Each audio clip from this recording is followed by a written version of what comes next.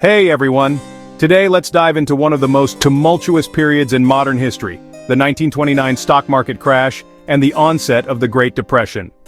It all began on a seemingly ordinary Thursday, October 24, 1929, a day now infamously known as Black Thursday. On this day, the New York Stock Exchange experienced an unprecedented volume of trading.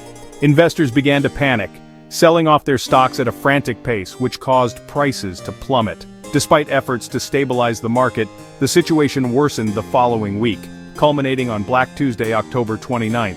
On that day alone, over 16 million shares were traded, wiping out thousands of investors. But how did this trigger a global depression?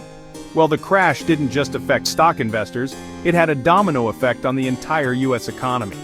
Banks had invested heavily in the stock market, and when it crashed, they faced massive losses. This led to a banking crisis with numerous banks closing down, which in turn cut off consumer access to money and credit. Businesses struggled to secure loans and had to cut down on production, leading to widespread unemployment. By 1933, nearly 25% of the American workforce was unemployed. The lack of income reduced consumer spending, which only made the economic situation worse. Internationally, the impact was similarly devastating.